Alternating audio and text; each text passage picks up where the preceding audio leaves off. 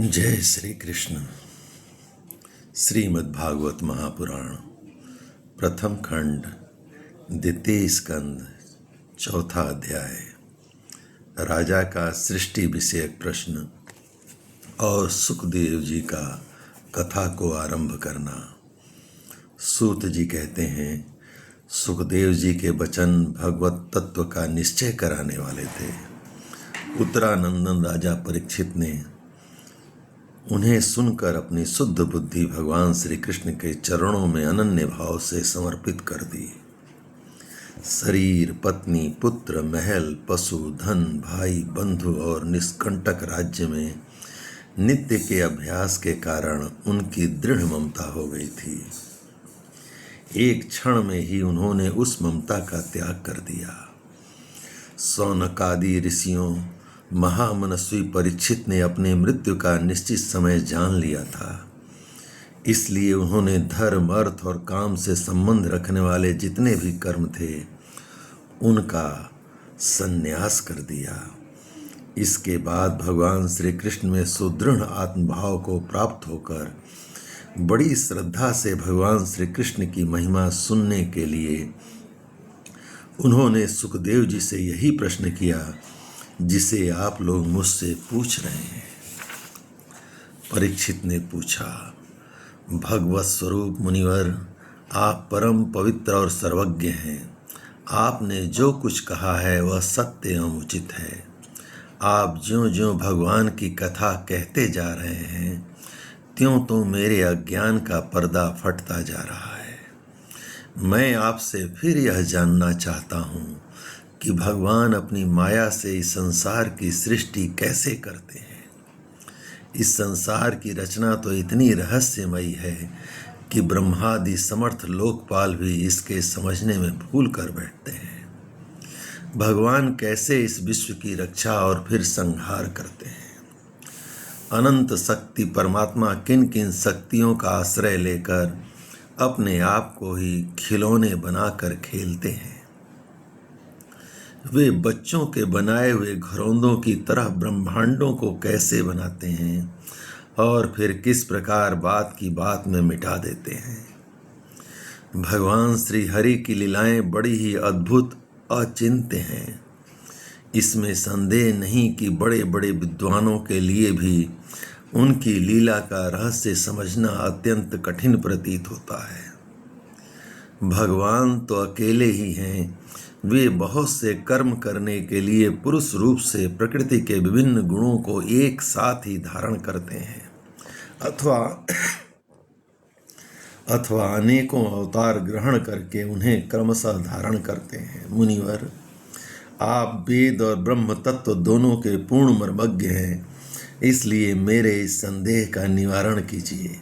सूत जी कहते हैं, जब राजा परीक्षित ने भगवान के गुणों का वर्णन करने के लिए उनसे इस प्रकार प्रार्थना की, तब श्री सुखदेव जी ने भगवान श्री कृष्ण का बार बार स्मरण करके अपना प्रवचन प्रारंभ किया। श्री सुखदेव जी ने कहा, उन पुरुषोत्तम भगवान के चरण कमलों में मेरा कोटि कोटि प्रणाम है, जो संसार की उत्पत्ति, स्थिति और प्रलय की लीला करने के लिए सत्व, रज तथा तमो गुण रूप तीन शक्तियों को स्वीकार कर ब्रह्मा, विष्णु और शंकर का रूप धारण करते हैं, जो समस्त चर अचर प्राणियों के हृदय में अंतर्यामी रूप से विराजमान हैं, जिनका स्वरूप और उसकी उपलब्धि का मार्ग बुद्धि के विषय नहीं है, जो स्वयं अनंत हैं तथा जिनकी महिमा भी अनंत है। हम पुनः बार बार उनके चरणों में नमस्कार करते हैं, जो सत्पुरुषों का दुख मिटाकर उन्हें अपने प्रेम का दान करते हैं, दुष्टों की सांसारिक बढ़ती रोककर उन्हें मुक्ति देते हैं तथा जो लोग परमहंस आश्रम में स्थित हैं उन्हें उनकी भी अभिष्ट वस्तु का दान करते हैं, क्योंकि चर अचर समस्त प्राणी उन्हीं की मूर्ति हैं, इसलिए किसी से भी उनका पक्षपात नहीं है। जो बड़े ही भक्त वत्सल हैं और हठपूर्वक भक्तिहीन साधन करने वाले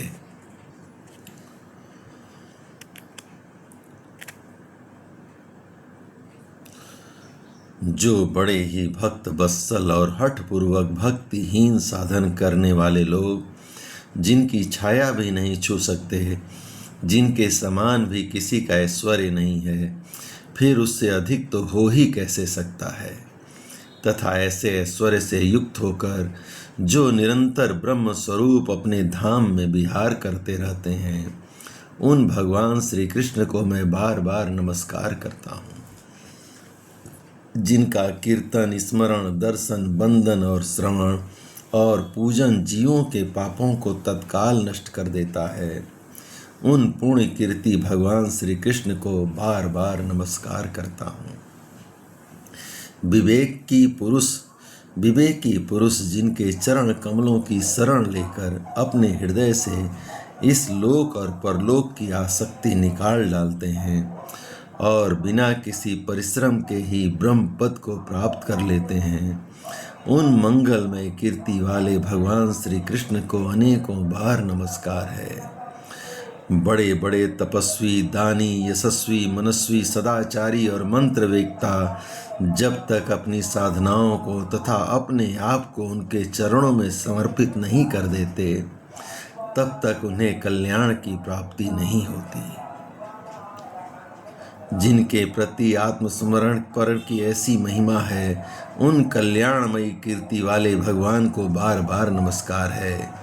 किरात, हूण, आंध्र, पुलिंद, पुलकस, आभीर, कंक, यवन और खस आदि नीच जातियां तथा दूसरे पापी जिनके शरणागत भक्तों की शरण ग्रहण करने से ही पवित्र हो जाते हैं, उन सर्वशक्तिमान भगवान को बार बार नमस्कार है। वे ही भगवान ज्ञानियों के आत्मा हैं, भक्तों के स्वामी हैं, कर्मकांडियों के लिए वेद मूर्ति हैं, धार्मिकों के लिए धर्म मूर्ति हैं और तपस्वियों के लिए तपः स्वरूप हैं।